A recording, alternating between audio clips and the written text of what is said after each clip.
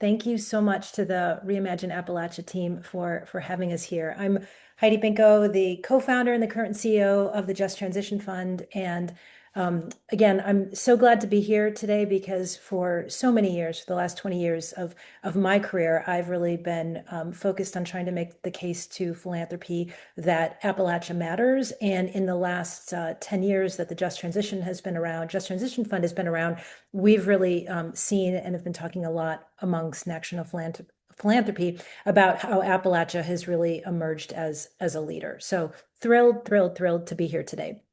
Okay, so I'm going to be brief, but I wanted to just go through a couple of things before I start a moderated conversation. 2 years ago, we were all enjoying, I think, a historic anomaly of investment, right? Hopes were high, the future looked bright. Last year at this time, I think when we all gathered to have this conference, there was a lot of uncertainty. We didn't know what the new administration was going to bring, but I think there was still a lot of hope, right? We had experienced changed administrations in the past, and they're always a little bit rocky, but eventually things settle down. That brings us to today, right? So today we're at a period where the dust has settled, grants are canceled, the workforce has been reduced. We could go on and on about the changes that we're seeing in the region and nationally. Just suffice it to say, it's an incredibly tough time for a region that's been so heavily reliant on federal investment. Well, today with this conversation, I want to move past the conversation about struggles. We've talked about the challenges, we've talked about the problems, and I think we've been a little bit stuck in talking about the problems for too long. So today, we're going to talk about the bright spots and the opportunities that have presented themselves. How can we take the challenges that define 2025 and turn them into opportunities?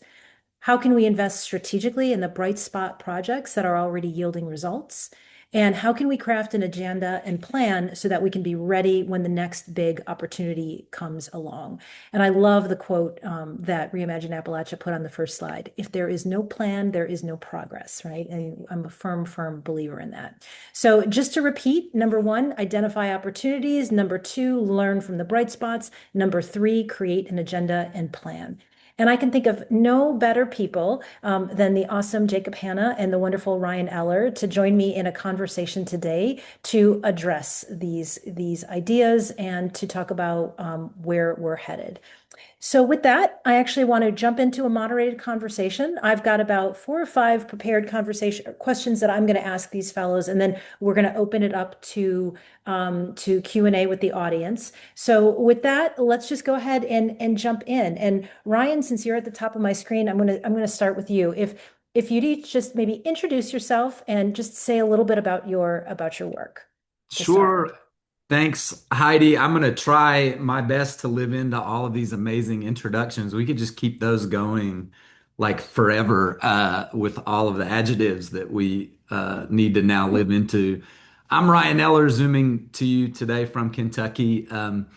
I come from more than 10 generations of Central Appalachian folks, including my indigenous ancestors that go back about 1,500 years in our hills and hollers. And I have the deep pleasure of being the executive director of the Appalachia Funders Network. Some of my colleagues are joining us today as well. And we're now a network of about 80 different funders of all types dedicated to a just transition of the Appalachian economy.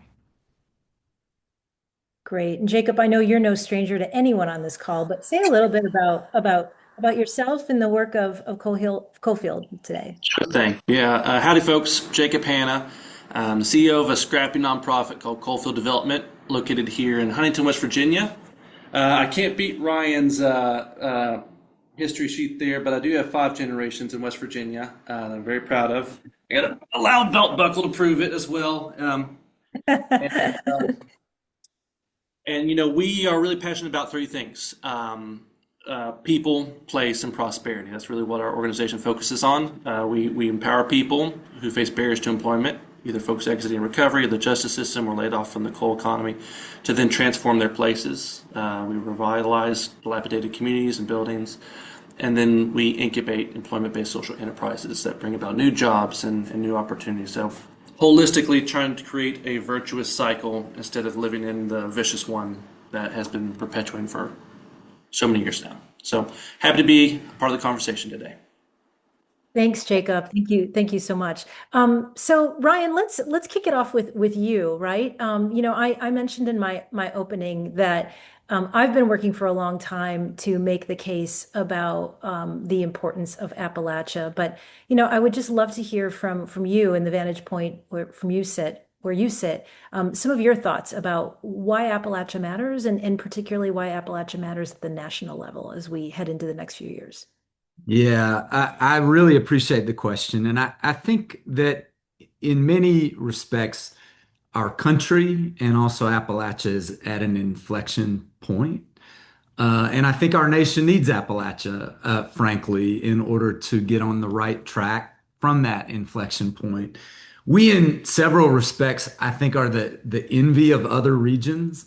We have established what, when I was a kid, using the word Appalachian, being called Appalachian was a bit of a derogatory term in many respects. I think we've started to flip that, if not totally flip that. I think our regional identity, our cultural identity in many ways is our strength right now. I'm speaking next week at the Delta Philanthropy Forum, and that's because they're trying to figure out how to do what we've done collectively, those on this call and those generations before us, to craft a really strong narrative about our regional identity. I think we have some of the strongest community bonds and partnerships and innovation happening anywhere in the country and frankly the world in an age of polarization, in an age where folks are trying to tear people and communities apart. I think that's a different story to tell that the nation needs, that people can hopefully be inspired by. Most of our communities, especially our rural communities, the party name that you identify with doesn't really matter much when you're trying to do work for the betterment of your community. And in a lot of the spaces, we have to collaborate with our neighbors to get things done. Um, and then I think that although we'll talk later about, some of the philanthropy deserts that we have and the need to really develop place-based philanthropy, but I will also put our local funders up against any in the country. I mean, we've got incredibly innovative organizations like yours, Heidi, and Just Transition Fund and Invest in Appalachia, but also our community foundations, our local partners like Benedum that was already mentioned, are deeply rooted, committed to trying to work together in really, really wonderful ways. And so I would hold that up as a strength. And I would say that to say also, and this prompts, I think, where you're headed. When people talk about Appalachia, they often think about the natural resources that we bring. And we still have one of the most beautiful landscapes, one of the most pristine areas, one of the most critical biospheres in the world. That can be a blessing and a curse, depending on what we choose to do with it. And so that we're at an inflection point with as well, just like we were back when decisions were being made about whether or not to lean into the coal economy. And so I think we have some strengths there, but we need to take good care of how we proceed. Mhm. Jacob, Ryan, thanks for your incredibly thoughtful response. I've got some thoughts that I want to add, but Jacob, I want to hear from you and from your perspective. Tell us a little bit why you see Appalachia Matters nationally. I totally echo everything Ryan said, and I could go for about 47 minutes on this question alone, but I'll try and keep it to really four things that I think for the purposes of this conversation, sort of Jacob professionally speaking, not Jacob, with, sitting on his porch talking about why Appalachia matters, this Jacob professionally. I think we are a cultural touchstone. I think whenever the nation is trying to figure out what does our soul look like, what does it mean to be a nation of ideas and values and culture, I think Appalachia is often returned to the well of what it means to what it means to feel inside when a grown man in a flannel says "bubby" and hugs you. What that's different. And this chat is proof of that. Like this, if this was a chat for a webinar somewhere else, it wouldn't be like a family reunion like it is right now. So I love that there's just a camaraderie that happens there, and I think there's just a wellspring of culture. I think we are a political touchstone. I think this might come out awkwardly worded, but I think Appalachia is the most important, unimportant political place in America. Like politically, it's not going to get the campaign dollars or the focus that it should, but it's the most important lowercase political place I think in the nation because it's where everyone goes to either show what's going right or going wrong, for better or worse. It is the place where you make the arguments either for your side or not, or against the other side. And so whether that's a good thing or not, is a whole other conversation. But I can almost guarantee you, when political seasons come, I see the news vans roll in, wanting to hear from, mom and pop shops. What is life like for you? Why is your dollar going shorter? And so it keeps finding its way into the political conversation, even though we're not politically important, quote unquote. And we wrestle the most with the topics that the nation are wrestling with. We wrestle the most with opiates. We wrestle the most with the labor force participation rate. Everyone's trying to figure out, how do we get it? How do we get it right? How do we get it wrong? And we're just in the center of all those conversations. I think we're an ecological touchstone. Ryan already mentioned it, but whenever a flood does hit our region, the nation pays attention because that's whoa, okay. Appalachia is usually pretty resilient. It's usually diverse and ecologically pretty stable. But when something does go wrong, it's a warning siren to the rest of the nation, if not the world. We saw that in the last 2 years. And then it's an energy touchstone for the fourth one. I think, my dad, his dad, and his dad were all coal miners. And I think, we have served a nation and a world by powering ourselves through the Industrial Revolution and the World Wars. And now we're trying to figure out what comes next.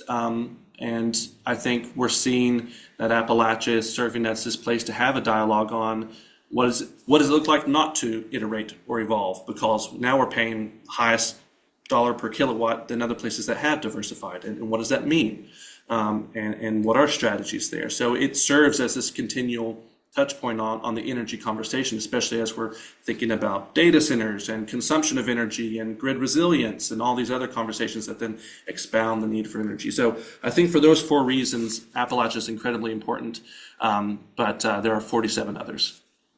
Yeah, I love that. I love that, Jacob, and both you and Ryan spoke about that so eloquently. But Appalachia is absolutely at the crossroads of so many issues that America is dealing with. From political issues, economic issues, energy issues, right? The conversation that we are having today as a country about rural America and why rural America in general matters, right? And this idea that we need a social contract to really make sure that we are not leaving people behind.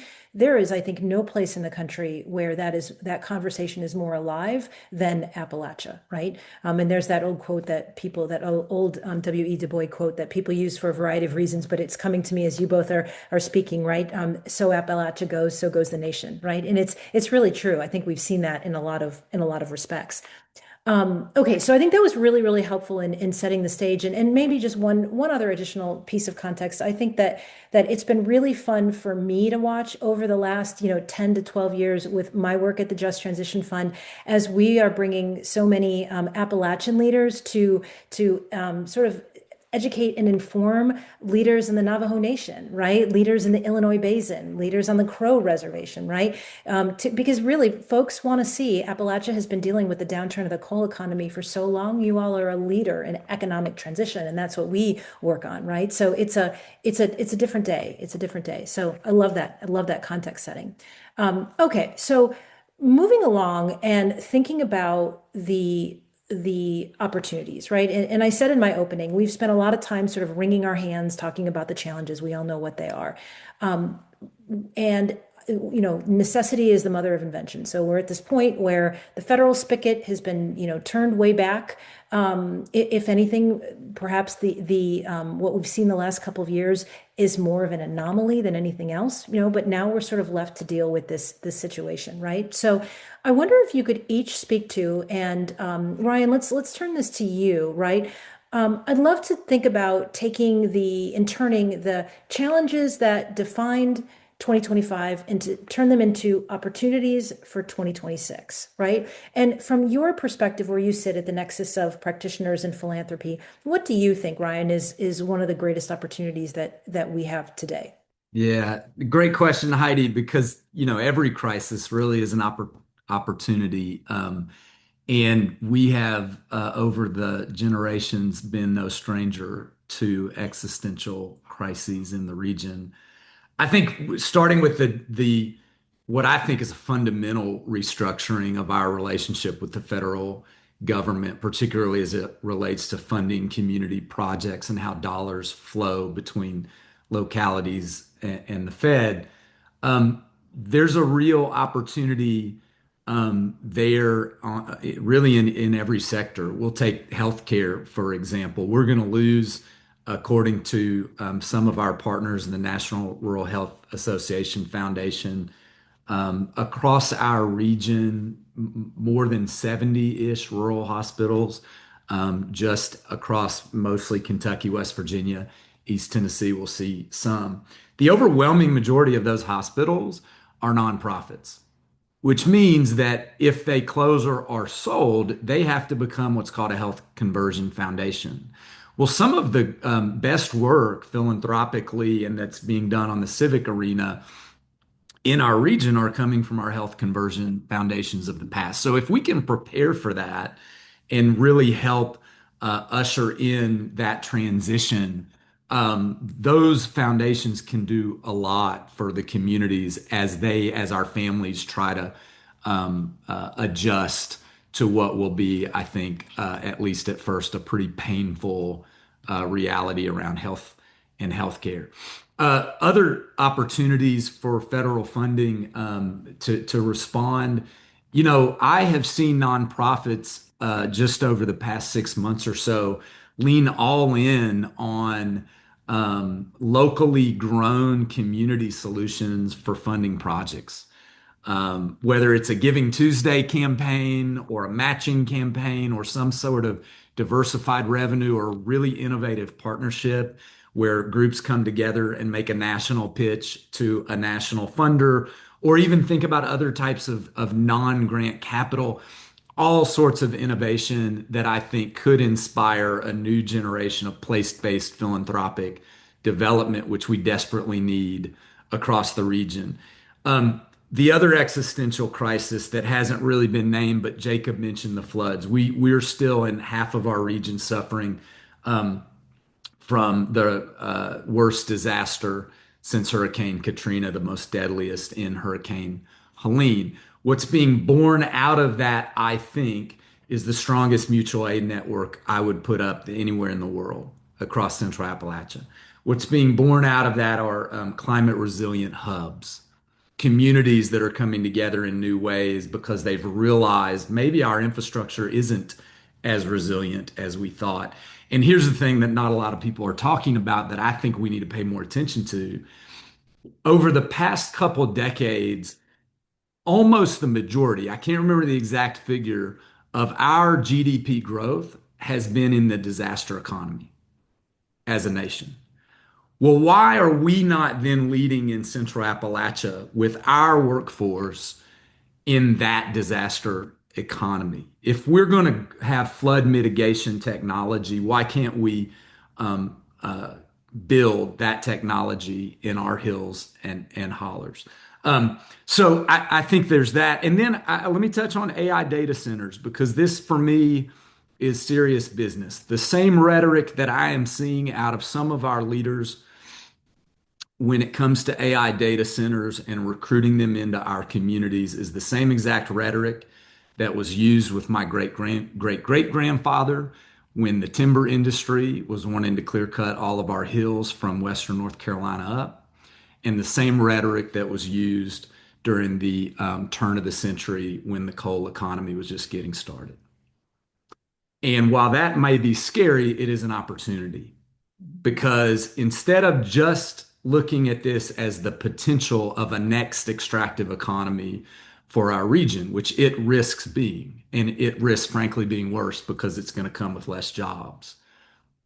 We have an opportunity right now. There's a short window to turn that around through community benefits agreements, through strong organizing that guarantees that some of the energy stays local, some of the dollars stay local so that they're locally controlled, the jobs are local. We have that opportunity, but it's a short window. And I think we could also be a model for what rural communities across the rest of the country are also facing. Hmm. Hmm. I love that. So you've mentioned a couple of things that I just want to throw out there for the audience to pick up on in the follow-up conversations, a really thoughtful conversations about data center design, how we can maybe think about doing that right, doing that differently, and the importance of, I really want to draw this out, diversifying funding sources, right? Whether it's nonprofits thinking creatively or it's philanthropy, right, coming in a different way. And I want to talk a little bit more about this in the next step, or the private sector, right? I mean, I think that's one of the things that, I know a lot of people are wrestling with, and, there will be a session on this later today. But when we think about how can we replace this lost federal revenue, right? What philanthropy can do, is a small drop in the bucket. And we can't even possibly think to be able to replace what the federal government can do. But there's opportunities with the private sector, right? And I think you've hit on some of them in some of the examples that you've laid out. Jacob, I'd love your thoughts and your perspective on what you see as the greatest opportunity we have today. We're no stranger to trying to turn challenge into opportunity. That's it's really the foundation of our model is that we deliberately choose to work in that dilapidated brownfield building in your abandoned coal community. We deliberately choose to recruit from folks who maximize and barriers to employment rather than choose someone who's ready to hit the ground running. We choose to start social enterprises in new sectors that don't exist here. We incubated the first solar company that was in this region, not because we knew it would make millions, but because we knew it would bring about what's needed, which is a diversified portfolio of funding in the region. And so I think having that DNA really helped us to not predict or escape the impacts of last year. It hit us hard. $900 million in federal grants were impacted for us, amongst 14 federal grants across multiple federal agencies. 18 months of work of my and my development team's life just gone. And so just the loss is real. And I usually wear a hat to look a little stylish, but my head just gets so hot thinking about this stuff. I had to hang it up ahead of the time for this conversation because it's hard to let go of just that in general. And a lot of people are wrestling with that. And also, what are you going to do with that frustration? Because that frustration can either bottle up inside of you and make you despondent and make you just feel like, yep, this always happens to us. And it does. It does always happen to us. But what are we going to do about it? And I think that's what I want to try and choose to do is figure out, are there ways that we can see that great loss and change as something that I can turn into an opportunity. And it's not been a one-to-one, oh, we've completely recouped, everything's better now, at all. But there is an opportunity for new unlikely partnerships. There is an opportunity for new collaborations that we wouldn't have seen before. We're showing that portfolio of all those projects, those 14 terminated grants, are just a shovel-ready, vetted community oriented list of projects that other folks can invest in and collaborate on. We're now for the first time leveraging new market tax credits. We're now for the first time leveraging investments from folks like Invest Appalachia and CDFI partners. We are now leaning into private collaborations, private sector collaborations that are saying, hey, we're looking for folks to hire. We need a workforce that's ready. Can we collaborate together?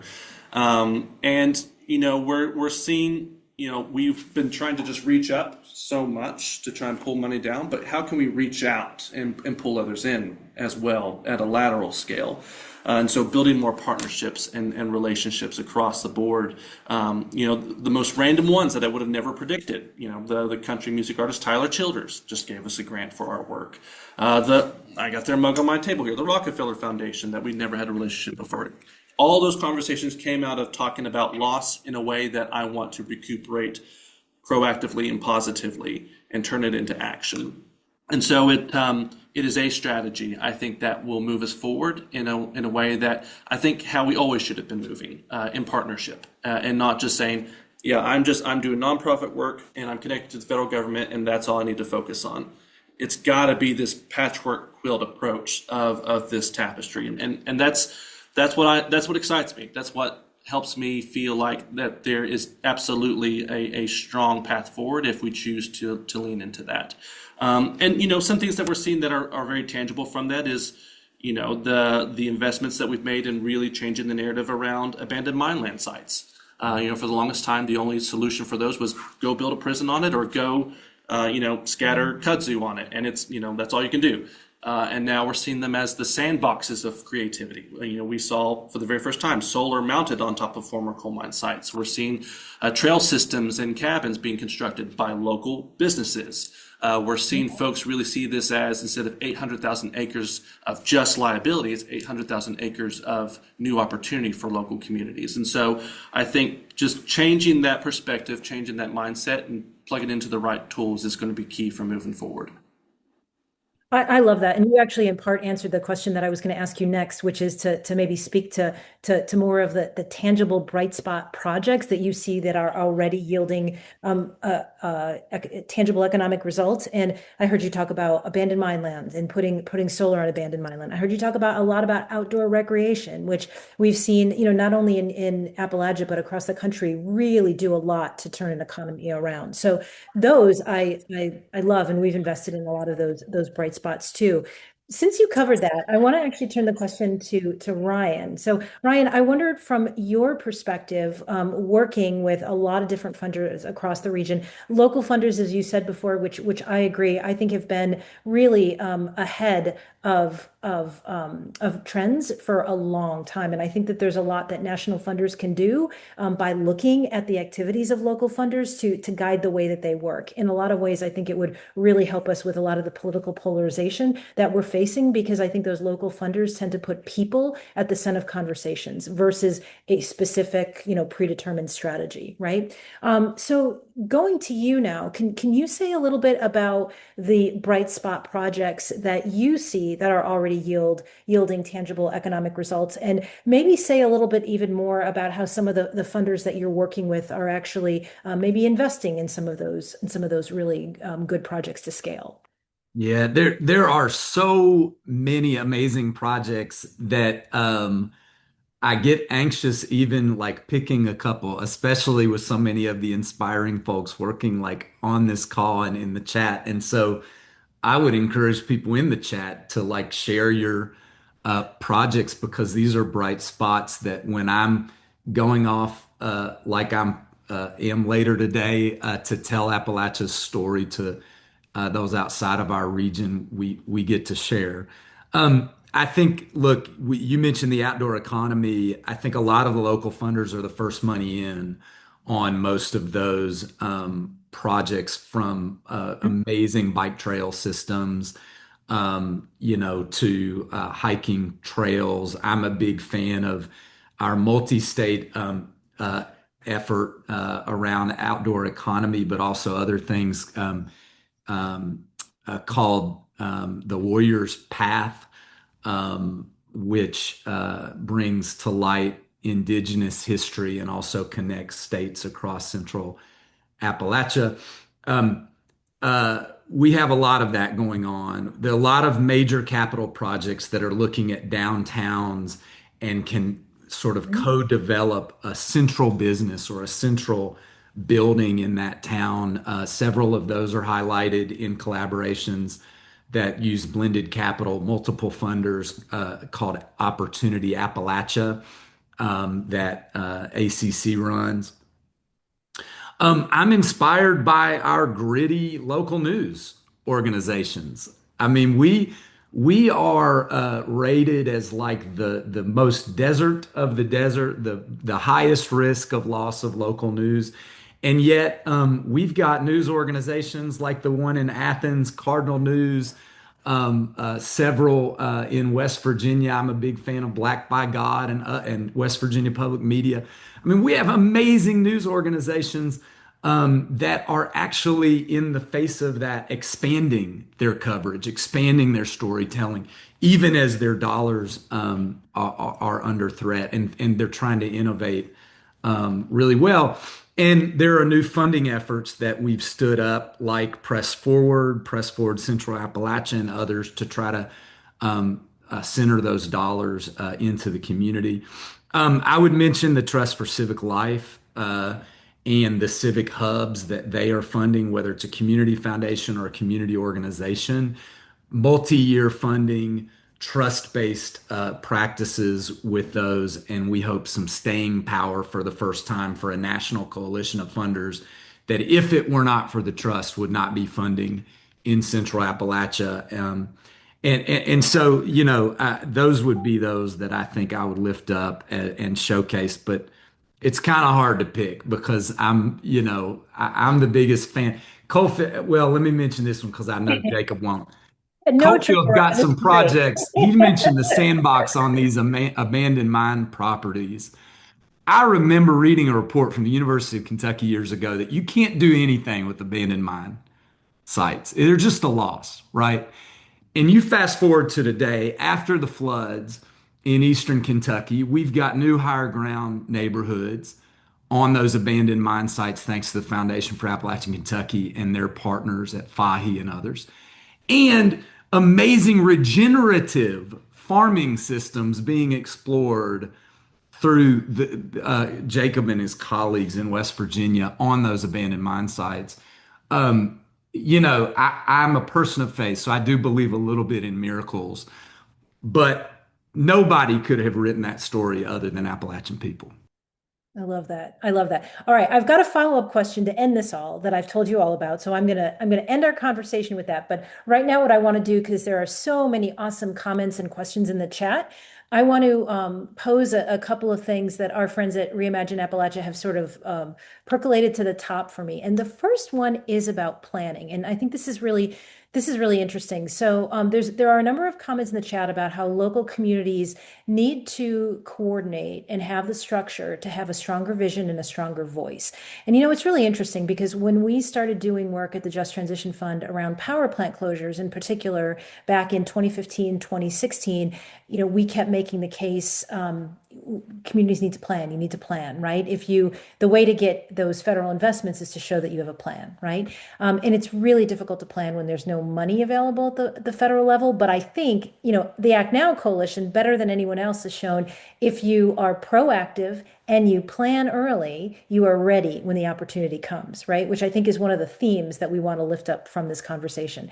So the question from the good people in the audience today is to both have any thoughts on how we can create the community spaces to plan and to do and lead that visioning that we need, so that people can come together to say, this is our vision for our community.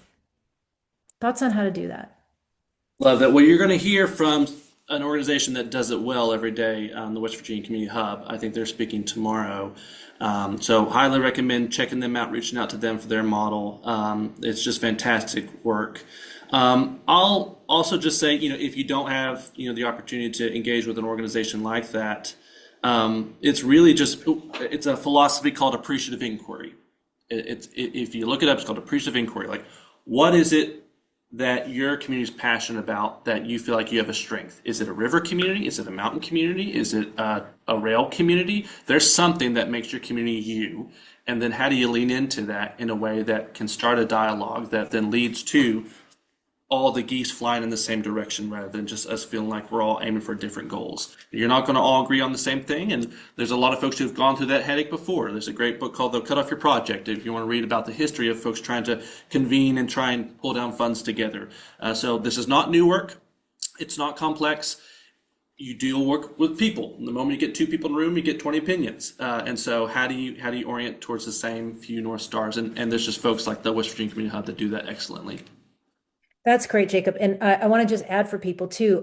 Breck has a great resource around planning. The Just Transition Fund has a resource, and of course, the IWG had a Get Started guide too. But there are a lot of national resources too that will show you and show stakeholders who are the stakeholders that you want to engage in the local community. How do you get them together? How do you really think about identifying those common goals? And I love what you said, and I think this is really critical. How do you start from the and define and start from the essence of a place, right? What is really the essence of who you are, and how do you how do you build from that? So I love that. Ryan, any thoughts from you on the planning question? We've got a few others in the chat, so feel Yeah, free to if you feel like I'll it's. be I'll be brief on that because I'm really a community organizer at heart. So I can get into tactics and techniques and just say I'll echo those shared.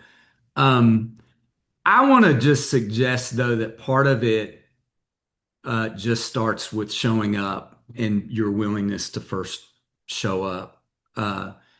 And I want to lean in a little bit to what Jacob was talking about regarding how Coalfield has showed up in this moment, given what I think I heard is some righteous anger. And we all ought to be righteously angry when we see, feel, hear, and experience the national narrative about our region.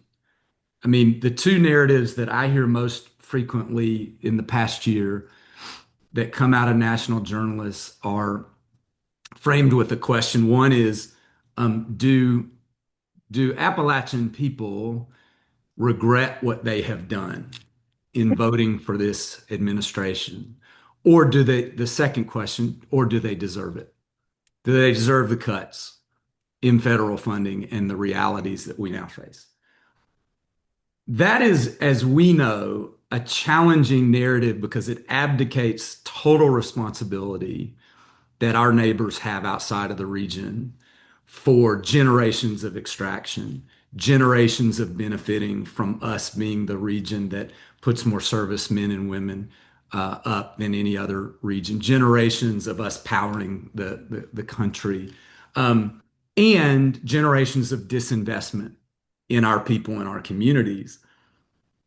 And I say that just to say if we turn that into a spirit and into a fight, we are leaning into our DNA.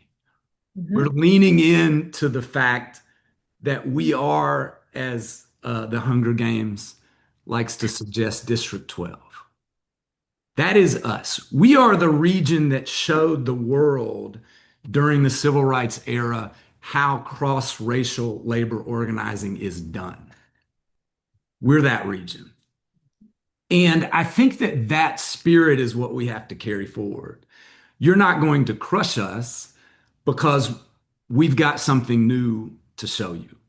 And I think that that's what it takes to show up in these polarized times and fight against the hopelessness because it's the crushing of our spirit that's going to ultimately kill us. And if we can turn that around, the tactics will start to take care of themselves.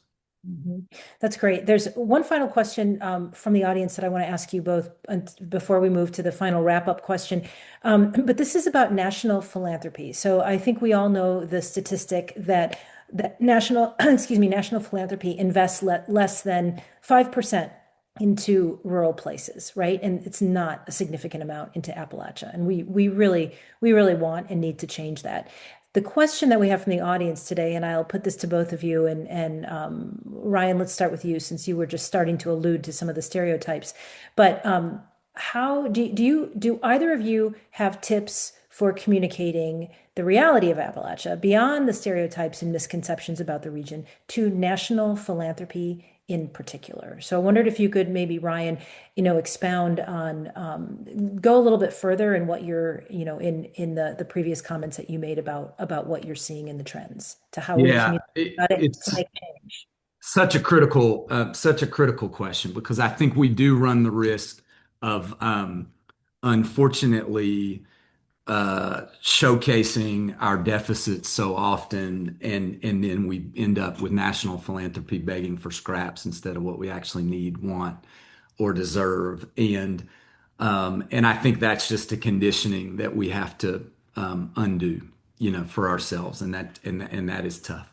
Um, in my experience, national philanthropy, and particularly a lot of elite, what I would call elite national philanthropy, are genuinely curious about Appalachia. Very low cultural competency around our region. It's one of the reasons we exist as an Appalachia Funders Network to help kind of do that education and that bridge building. The other thing that I would recommend is that if folks are going to national funders to seek dollars, don't go alone. And what I mean by that is if you go with partners who have already been funded by them, or ideally even local funders, like local and regional intermediaries. I have been encouraging national, especially larger funders, to not even invest in our region without partnering with local and Mhm. regional intermediaries and partners, because if they do, if they don't partner, they run the risk, I think, of creating these cycles of funding that we've seen that either Got feel extractive or leave a community without funding after they've been invested in for 3 to 5 years, and now they're not all of a sudden sustainable. Even though the extraction's been happening for hundreds of years, you got to be sustainable within 2 or 3, right? And so I think partnering with local is really important. Focusing again on the assets, we've got an asset scan map on our website at AFN that people can check out. And then, you know, uh, we're a little bit humble sometimes when we tell our story about the work that we're doing in a community. And sometimes that humility is good, not when we're talking to funders. And it is okay to say, hey, if you're concerned, if you're worried, if you don't think we hear this a lot, the capacity to absorb that much grant capital, come visit us. We'll put you up and we'll show you firsthand the work that's being done in our community. Love that. Jacob, quick thoughts before we turn it over to the Would rapid would question. agree with everything. I would just really emphasize partnerships. Yeah. By itself, Coalfield, the largest grant that we'd gotten at one time was around 2 million. When we built the Act Now Coalition, it was 68 million to the region. So it's just there's a scale of magnitude there when you go hand in hand together. I think the other thing too is the more I learn about this work, I think the more folks want to see. Yes, you may have a great model as an organization, but how can I make sure that this this investment isn't just a flash in the pan, but that it can have a collaboration and an impact. So I think that's a question for us for moving forward. Is we all know that our work is important. We all know our communities are important. We need to get really good at communicating why it's valuable and why it has a benefit beyond just in the nonprofit language. It has a benefit in the for-profit sector. It has a benefit in the state sector. It has a benefit in the education sector. We really need to communicate the value proposition of our work across out of this nonprofit silo. And I think that really helps to break it out. Great. All right, wrap-up question. So this is intended to be quick. When I knew I had the luxury of moderating this session today, one of the things that I was thinking a lot about is, again, getting ready for when the next opportunity comes along. And we've been talking about that today. So rapid fire, right? Looking 3, 7 years, whatever it is, for the next big opportunity at, let's say, the national level, right? What do we need to have in hand to really make sure that we can help grow local economies in Appalachia when it presents itself? I just want to take a minute to say that someone asked a question from the audience, which I think really coincides with this really nicely. What would you see as sort of the three most important components of a just transition fund? So really rapid fire. Ryan, let's start with you, and then Jacob, you close it out, and then we'll turn it over to I Dan to I close. love it, Heidi, because there will be an after this moment, I will. right? Yeah. I would say a couple things, and I'm probably going to disagree with myself when I hang up this call.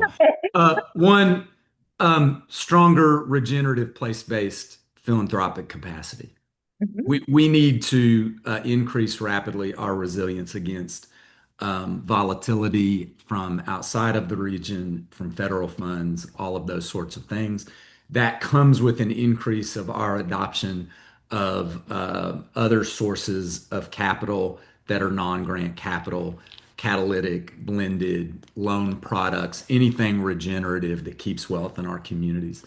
Number two, we will have figured out how to sustain our civic infrastructure even amidst the threats that it faces. That's third places and really important community spaces where people can come together, and local news infrastructure, how we share information with each other, that critical infrastructure. And number three, I think we will use all of that to not only serve as an example to the rest of the country about how to retain some of the wealth from the AI boom, but how to rebuild, even at the federal level, some of the agencies. Hmm, hmm. Some of those agencies that you're kind of confused if you're honest with yourself about why they exist and what their mission is and what they're actually trying to accomplish. I don't know a single nonprofit in Appalachia or a single social entrepreneur and small business in Appalachia that doesn't know exactly their purpose, what they're trying to achieve, what success looks like. And I think we can do that radical imagination you talk about and be a voice for that restructuring and rebuilding. I love that. I wish we had time to talk about the Infrastructure Act, but too many goals, too many, try to do too many things, and you're exactly right about that really clear focus and repurposing of agencies. Love those three things, Ryan. Jacob, over to you to close this out. What do you see? A theory of change that can be understood by both funder and friend. A communication strategy to then spread that community, that theory of change to unlikely partnerships, folks you wouldn't normally collaborate with, but they get it, they hear what you're saying.